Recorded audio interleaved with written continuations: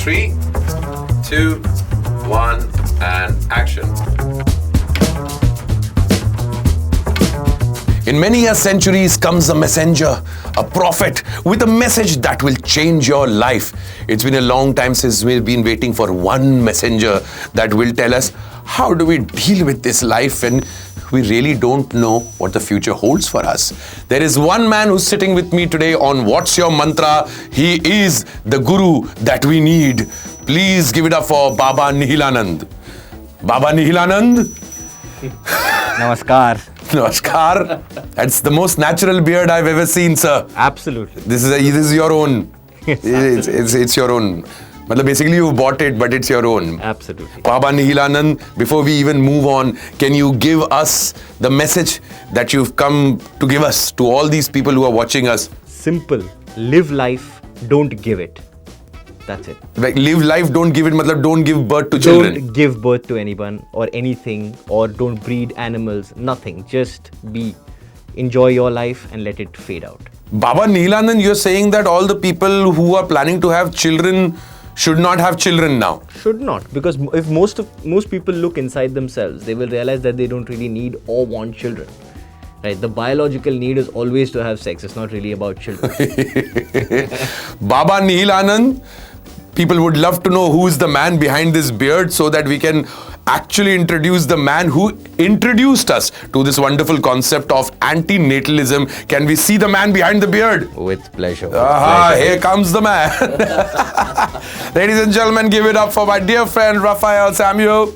And I'm keeping it here as a centerpiece. Right in the center. The man behind this beard, Raphael, has been in the news for all the wonderful reasons. The first time I heard about him was when I found out that there's a boy who's actually put a lawsuit against his parents because he asked them a simple question: where was the consent before you gave birth to me? And since then, it's been a long, long ride. Raphael, first of all, we want to talk about your concept of antinatalism. A lot of people in India would not really get a hang of it or would not really know about this thing. Antinatalism क्या है? ये क्या है concept ये? So the common thing is natalism. बोलते हैं कि have children, okay, and it can be extended to natalist policies when it comes to countries. कि have 2 children, 3 children, or Israel has like as many children as you want, and they pay you for it.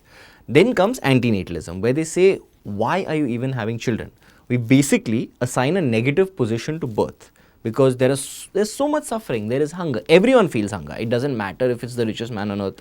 He's feeling hunger at some point of time. Yeah, you feel so many negative emotions, and you're basically living in a hole, and you're trying to get to the ground all your life. It doesn't matter how rich you are. True, man.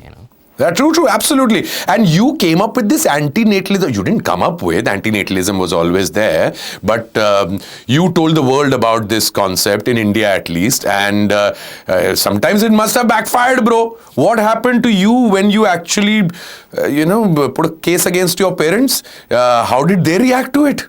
I mean, initially they were chill. Okay, and as most Indian parents, they try and be as chill as possible.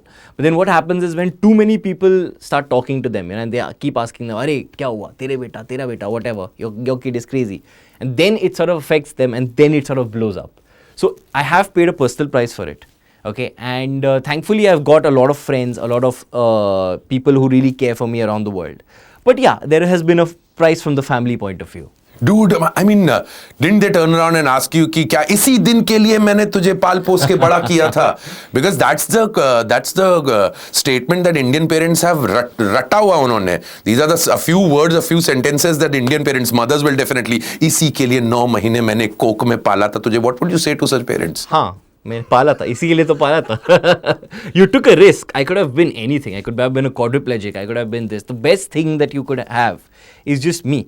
It was me who's just questioning life, questioning you, And if you can't take it, that's your problem. I mean, you'd rather have someone who goes to Harvard and will be a slave for all his life. But I'm not going to do that. But how did the name Nihil Anand come to you? What is Nihil Anand? It's an extension of nihilism? Yeah, it is an extension. So I believe that eventually everything is nothing, right? And it has no significance and the sun is going to eat everything up. So why are we even bothering with trying to, live good lives? I'm not saying live foolishly, but at least just realize that it's all ending. So why are you even starting anything? That's where nihilism comes from, and Anand comes from joy. Yeah. Where, most people, most of these Babas have Anand at the end. Yeah, true that, man. But Baba Nihil Anand, of course we talk about it in a light-hearted manner and it's all fun and games, but it is true, bro, that this country is exploding with population, and I think most of the problems that India has can be traced down to its population problem itself, May that be extreme traffic, may that be the prices that are soaring, or may that be pollution. Any and every problem one can think of in the country, a civic problem, can be traced back to population also. Do you really think India is paying a price because of the exploding population? Massive price. I mean, if you see, if I have to get into some statistics, like when you talk about government jobs, there are like 10 times the people who are applying for it than there are jobs, right? And people literally just do not have jobs. And then it goes to everywhere in the villages, everyone's working for 10 and 15,000 rupees. So it's obviously a clear thing of demand and supply. There is just no supply, Yeah, true that, man. Going down in the West, you would go and see that even for the most basic services, the people who provide those services, they get a good amount, they can make a good living out of it. जबकि उसी services के लिए India में आपको चिंदी पैसे में लोग में काम करने लग जाते हैं, because there are too many of us around over here. But was population always on your mind when you spoke about antinatalism, or was that just one of the byproducts or one of the issues that the country faces? That is definitely one of the byproducts. See, antinatalism is an issue that takes everything, all issues. It takes climate change, it takes... You're saying climate change is also because of course, climate change, man. Right. Climate change is happening also because we are giving birth to too many children. Correct. That is the basic this. I mean, we are also consuming a lot, I mean, and there is... too much consumption with certain, the 1% or the 10%, the top 10%. Yes, I agree with that. But then how are they getting those things? We are producing them. The poor are producing them. So if that system was not created, then there would be not as much climate change. There would be eventually, but not at the rate that we're doing it. Bro, India में तो बच्चे कई बार गलती से पैदा हो जाते हैं. आधे से ज़्यादा तो planned भी नहीं है. सही बात है. आधे से ज़्यादा वर्ल्ड में ही प्लान नहीं है. That these are actually, this is a statement given by the UN, that about 54% I think are not planned. But I mean, it's about time that we realize, that okay, it's not about poverty. Poor people do have the awareness. They do have the ability to go to this, It's just a question of being more aggressive about it. They're like, oh, हो गया पैदा, क्या करें आप, that kind of attitude is there. और हमारे तो पहले भी most of the time it was the more hands, the more mouths to feed, but more hands to work, isn't it? I mean, I think we are beyond that, because you don't need... So in a way, you're giving birth to people to work for you. Absolutely. It is slave labor. It is essentially slave labor. At least until 100 years ago, it was always slave labor. It was always, okay, now the kids will work. But now in the industrial revolution, now what kids? And even if you need slave labor, you have half an acre. In India, and the average farmer has like half an acre or something. How many people are you going to, on what are you going to work? Yeah, true that, man. And come to think of it also, that if most of the people who are giving birth without the knowledge of, or without actually the kind of awareness that what will they do once they are born, most of the children suffer because of the bad decisions of parents, don't they? Absolutely. I mean, it doesn't even seem to be a decision. It's just, "Arey, ho gaya." It's like, I don't know, you put more thought into buying a car, and they just don't, they're like, "Arey, ho gaya, aa gaya, okay." There's zero thought. It's not even a decision. It just happens. What about the joy that a parent receives of giving birth to a child, of seeing their child grow in front of them? Why do you want to take away the joy from them? That is not joy, that is ego. You don't love the child because he's a child. You love the child because he's your child. Expand more on that. So basically, see, if you love children, right, you'll never give birth to one, firstly. Secondly, if you really love children and want to have them in your environment, you'll adopt them, and you'll make sure that that child is taken care of. What you're looking for is your ego, my genes, my diabetes, my everything should go to that kid. My diabetes. Yeah, in a way, a child is almost like an extension of the parent, but it's not a positive word. It should be the other way around, because uski individuality kuch nahi hai. What about parents living their lives through their children, their dreams being fulfilled by them? those are the bottom of the garbage pile. Like those just dump them somewhere, I don't know. You know, and those children... मैं नहीं कर पाया, तू करेगा मेरा सपना. हाँ. And what I really loved about this campaign was, you know, the guilty pleasure. A lot of kids came up to me and they said, now I will show my parents. They've made me do IIT since I was 7. Now I'm going to show what, you know, I'm not going to do it. I'm going to do whatever I want. I'm going to earn my own money. And that pleasure, you know, and that a number of parents that were angry that my child is not listening to me. And I said, bhugto. Tumko bhugatna padega so that the next generation knows not to have kids. Yeah, true that. And what about the parents who कहते ना कि हमारे बुढ़ापे की लाठी हो तुम, that we gave birth to you so that you could take care of us when we were old or when we needed you. Well, have you seen an old age home? Where is the budhape ki lathi? They all have kids. I mean, most of them have kids. That's one issue. Secondly, you have insurance. Okay, keep your money to yourself. Your only friend is your money. All these kids, you never know how they'll turn out. It does not matter how you raise them. It's a whole question of nature versus nurture. That's all bullshit.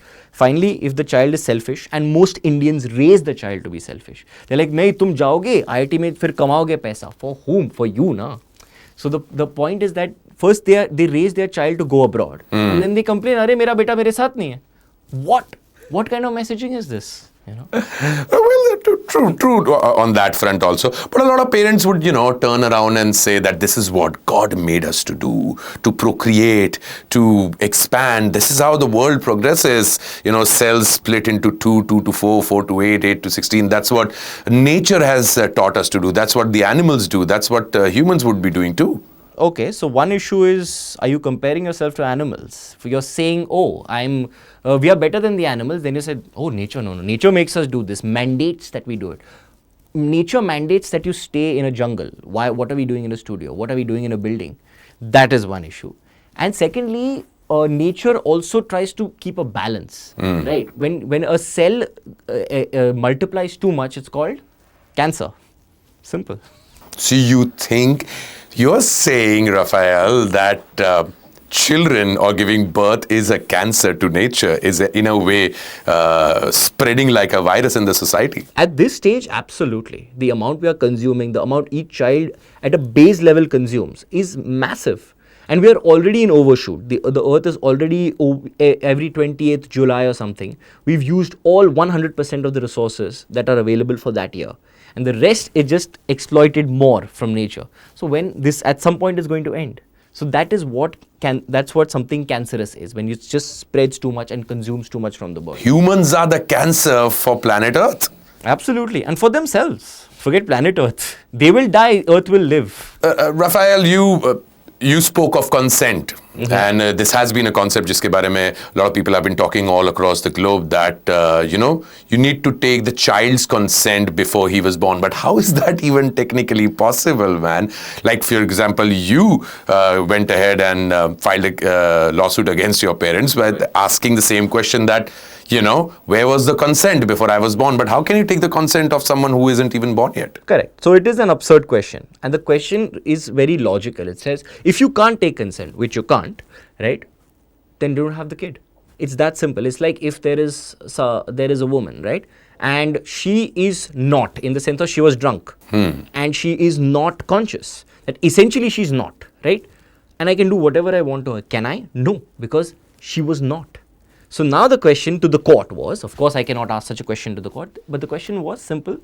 Now that I'm 18, now what do we do? I'm not giving you my consent. I'm not giving the consent to live. Would you give me euthanasia?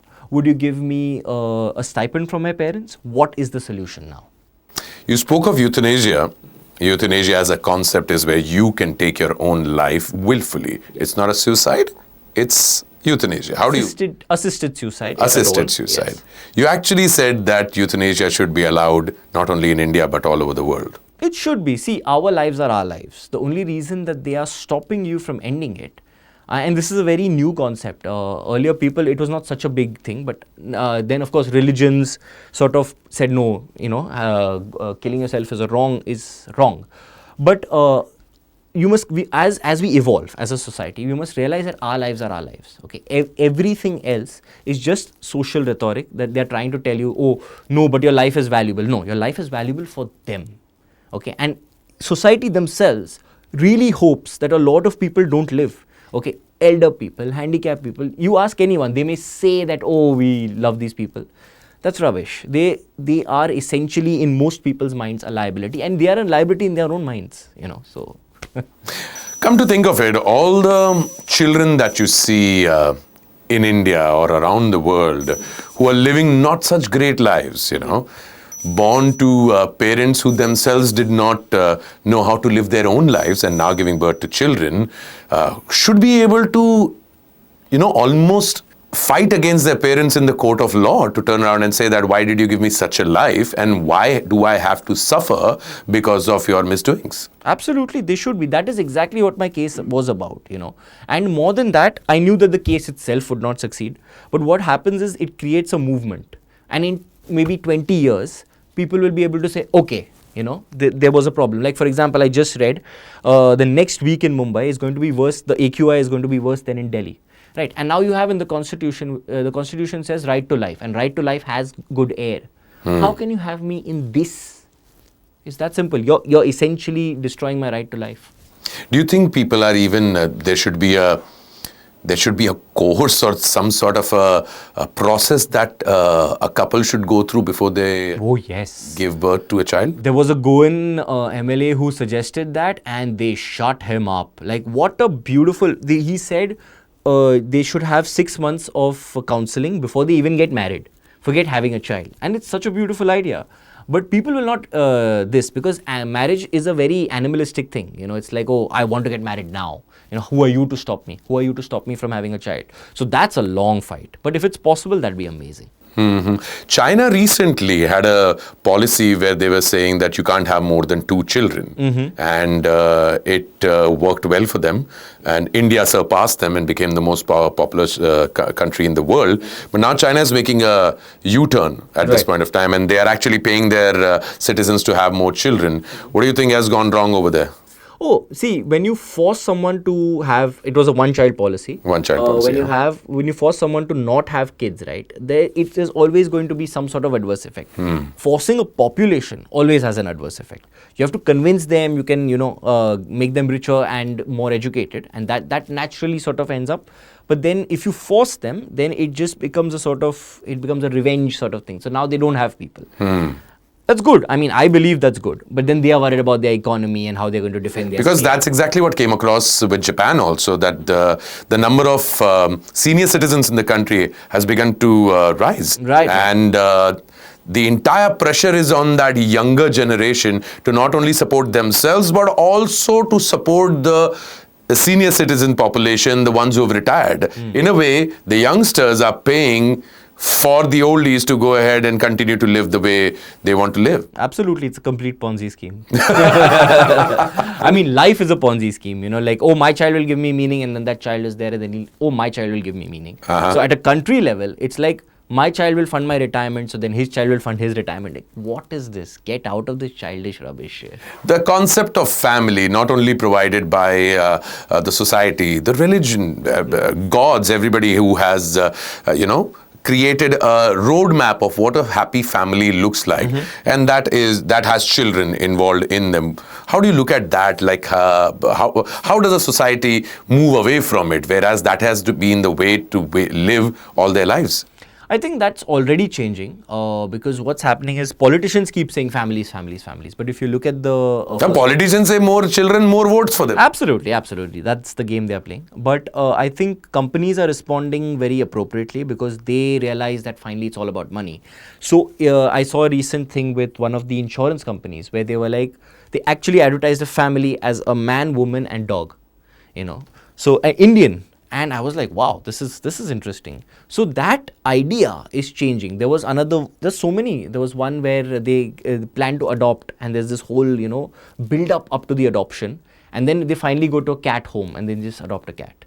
So that is coming, and that idea was already there. It's just that when I came, it sort of exploded on the scene. So in a way, couples or people are just looking towards something or someone who they can invest their lives into. You're saying that may that be a child, replace that and replace them with a pet or something else, adopt a child who you can invest yourself into, because I think that has become a basic human nature of giving back to the society or giving into someone. Is that the way? I think it's a basic need for human connection. And you know what happens is, especially in the child-free community, a lot of their friends, they lose friends to children. Because everyone's talking about nappy and this and that. And the guy's like, dude, I went to Egypt and I jumped from 18,000 feet. Like, you know, there's no comparison. What can you talk to that guy? And the child-free guys are living their lives. And these people are, you know, cleaning shit, essentially. So that loneliness sort of translates into this, you know, okay, I'll have a pet. Or, you know, we'll group together, child-free people will group together, whatever. It eventually leads to that, yes. How did India turn out to be such a populous country? How did we manage to give birth to so many children? I don't think India is such a horny country. I don't know whether they are or whether they are. I don't know about this thing. I mean, if you ask most Western women or you go into their DMs, it's a very horny country. Where do Indians find time to have sex, man? Oh, there's a lot of time in this. You see, firstly, the repression. So, firstly, you're repressed. You're not allowed to talk about sex, right? So, that is where your horniness is doubled. And then on top of that, there is no open, not only talking, but then you cannot speak with women. So that doubles it. And then then it comes out on your wife, essentially. Yeah. Why do you think marital rape is still legal? Yeah, true that, man. And come to think of it, you know, India as a society has one thing that triggers this all, that the moment you have a child, you're a family man. Now you're a different man.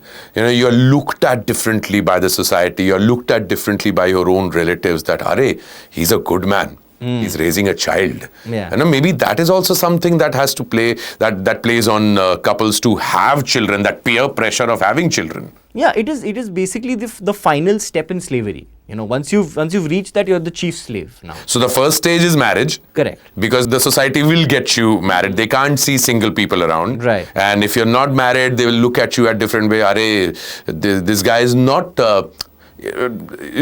trustable, you know, right. Sort of a thing. Once you get married, the whole question is, when are they going to have children? It's almost as if you're not planning for children, everybody else around you is. Right.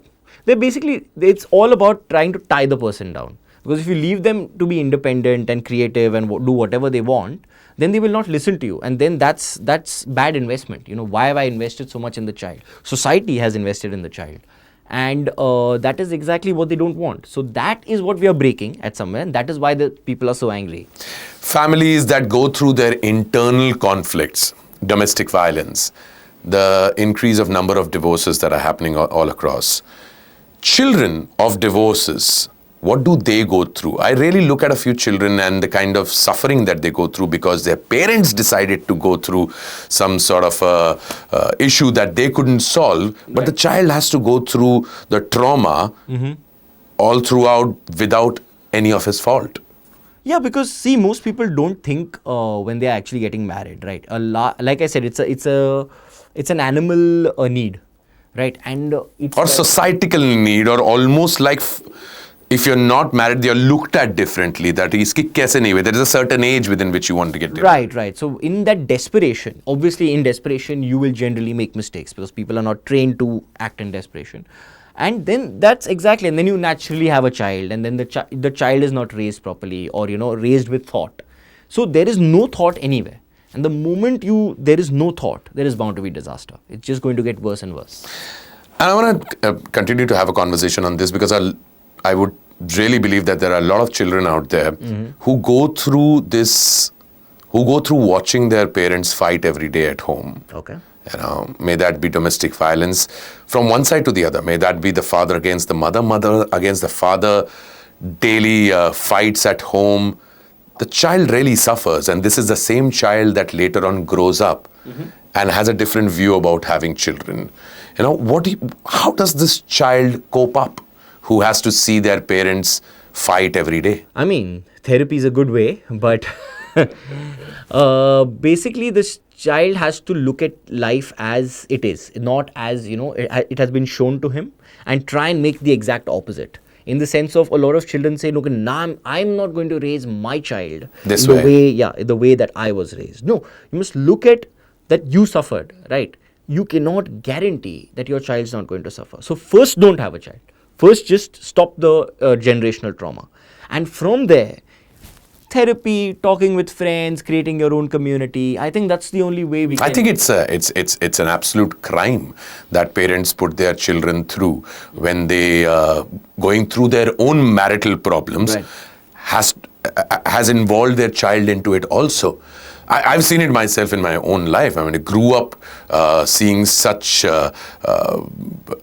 domestic violence at home. A lot of people turn around and say, these are the children who grow up to be antisocial. These are the kids who grow up to be,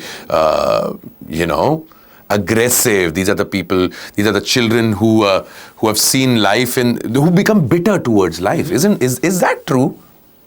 It's not necessarily true. See, it's about how you see it. How we see it, yeah. How we as individuals go ahead and take it. Right. I took it on my stride. I turned out to be all right. Right. But a lot of my other friends didn't turn out to be all right, man. Yeah, I mean, a lot of kids who get into drugs, a lot of kids who get into violence and stuff like that is because they are watching their parents do the same at home. I mean, that is one section within the society that not only the society needs to look into, but there needs to be some sort of a law against Regulation, it. yes, there needs to be. I agree. I've always said that is why I said that there needs to be counseling. There needs to be some sort of thought, but there's zero thought. Because the moment you put thought, most children disappear. Right? Most people are not going to have children. And then that's where all of society collapses, and they're not ready for that. They're not interested in that. Yeah, true. But we patronize parents. We, as a society, look at parents as flawless. Yeah. Parents can never be wrong. That's what they're told. I think Manoj Bajpayee was saying, माँ बाप बच्चे पैदा करते तो उनको लगता है PhD कर लिया. Huh? So that is so true, and this just means it's like we put him in this of a guru. Oh, he has children. Finished. That's it now. Parents can be wrong. All the time. All the time. I don't understand why they pedestalize parents, but it makes sense from a social point of view, because once you've put him in such a position of slavery that you have to justify that slavery, and that's why they pedestalize them. Okay, ये दे देंगे, आप काम करो हमारे लिए, but we'll put you on a pedestal. That kind of thing.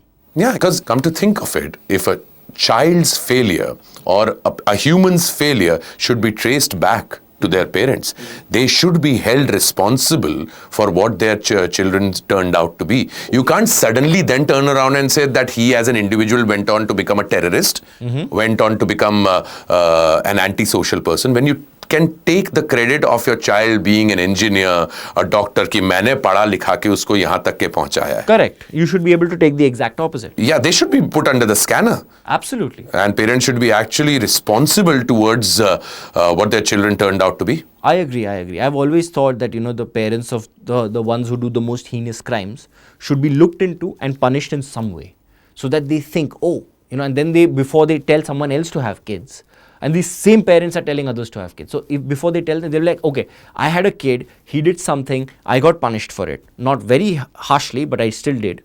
And now I'll think, what are your situations? That is how it should be. I've always been an advocate for that. Yeah. No, Raph, I'm having a great conversation on this thing because we're really going down into the smaller nitty-gritties of the entire thing. You always said the poor give birth to the most children, and that is the biggest crime that they commit, that they themselves when could not live a proper life. They themselves don't have food to eat, but they give birth to children and make them suffer too. Right. Should there be a regulation towards that? Should that be looked into? What kind of education can you give a person who thinks that giving birth to a children is just an act and will not be looked at as good, bad or ugly? It is not looked at. It is not punished, or it is not regulated, or it is not looked into at all. It's just, there are kids. Now, when you start doing that as a society, then people will think, okay, now I have a child, there is a responsibility. Because see, people only think when there is a major loss, okay, and there's an immediate loss. So when you are buying a car, right, there's an immediate loss. You're paying 20% upfront, you're thinking, acha, EMI aayega. What's happening with a child is you're not doing all that. You are eventually paying in the long term, but then you also look at it as a profit, as an asset, etc. But then when there's regulation, that's when the whole game will start to change. So if a like there definitely should be a parental license, in my opinion. Parental license. What a great concept you've just said. A parental license. Before becoming a parent, you need to have a parental license. Correct. You can write before you do anything that kills somebody, right? You're driving a car, you need a license. You're driving heavy machinery, you need a license. Similarly, you're going to kill a child, because see, the child is going to be born. You don't know the genetic history, you don't know anything. The child is just being born. So what are your qualifications? For every other thing, there are qualifications. You want a government job as a peon, you have 4th standard qualification. What is the qualification of a parent? Nothing. Well said over there, Raf. That parents are the only category in the society which doesn't need any qualification is to become a parent. Exactly. And uske baad, what happens next is you're not responsible towards it. Correct. How does a world look like if you reverse the entire situation and we say, all right, nobody's having children? What's going to happen to the world? Oof. So, see, I think it'll be a better place, firstly. Okay, there will be a little bit of suffering in the sense of who's going to man the power stations, who's going to, look after the nuclear reactors or whatever. I'm sure we can plan for that. There's a concept called degrowth, where we learn how to, live with less as we go ahead. So, I mean, we have such brilliant minds. If an economist can plan for growth, I'm sure he can plan for degrowth. Similarly, when you're talking about population centers, they can easily plan for degrowth. Okay, and now everything is automated. Somebody was saying on a podcast that for the entire Chinese, the Beijing port or whatever, has 10 people. The whole port. It's that automated. So why do we need such people? And people are losing jobs like anything. So everything is going to be automated anyway. And then we can just walk, like brothers and sisters into extinction, together, hand in hand. How's your love life, Raf? How did that turn out to be? Pretty intense. How do you describe this to someone who wants to maybe live a so-called regular life with marriage, children, and future? See, it depends. A large number of people are not going to understand it. Okay, so that I have always tried. People have abused me from across the globe, and some people are supporting, etc. But as awareness grows, I think eventually people will understand, and they already have understood this, especially in the first world countries where there is education, all right, and a large number of them are not having children. I think 50% of most first world countries do not have children, the people. So it's a matter of, it's an idea, and it's an idea whose time has come. My only worry... Every idea's time comes, sort of a thing. There was a time when maybe natalism was required. Right. But it cannot continue the way it is, because every time, every era deserves a change in approach. Absolutely. Everything, you can only do things according to the situation. And whatever your objective is, and what is our general objective? To survive. Now we are killing our own survival. So now you change according to what is required. That's all. No, well said on to that. Well said. You recently spoke about even the Israel-Palestine war that's going on, and the number of children who are losing life over there, almost like being used as bait. Absolutely, they are bait. In fact, there was a video where a woman was saying that such a beautiful that we are having our children so that they can be martyrs and so that they can go to heaven. I'm like, excuse me? Excuse me. Like, what is... So, I mean, I have so many questions to that. So, in my opinion, the only terrorists are the people who are having children in a war zone, And in my opinion, all parents, but like at least in something as stark as a war zone, you must have that, conscientiousness. Just don't have it. If we ever had to create a creative slogan for promoting child-free living, what all would it be? I'll start with one. Do bacche nahi hai achhe. Sahi hai. You had one, the one that you started off with? Yes. Live life, don't give it. Acha, we'll give you a situation and you give us your first reaction. Like in the filmon ke andar, if the woman looks at her lover and says, "Main tumhare bacche ki maa banne wali hu," what would an antinatalist say? Why? Can we drop the idea? Okay, if the mother turns around and says this to an antinatalist child, क्या इसी दिन के लिए तुझे पाल पोस कर बड़ा किया था? हाँ, बिल्कुल. Or maybe one would turn around and say, हाँ, पर उसमें मेरा consent कहाँ लिया था? Correct. Okay, so Raphael, before I let you go, although you've said a lot of things, wonderful things, but if I ask you what's your mantra in life, what would you say? Don't save lives, save people from life. That's what I preach, that's what I want. You've been, like, for example, if I ask you, for you to be able to give us this message, you are a living being, you've been given life, would you like to turn around and say that you're using this life to its fullest by giving out the message to like this? I think so. Do you love life? Do you love your life? I love my life. I don't love life, but I love my life, yes. Coming from the conversations which you do, which should actually make anybody feel that yaar main zinda kyun hu, you seem to be full of life as a person. That's exactly the irony, because I say, okay, it's kind of an absurdism, you know. You're here, why not enjoy it? Why not? And why not enjoy this podcast? Thank you so much, Raphael Samuel, Urf Nihil Anand, who's come to this planet Earth to give us a message. And prophets are always misunderstood. I hope this one makes his point across. Thank you so much, my dear friend, for coming across. Yes. Cheers.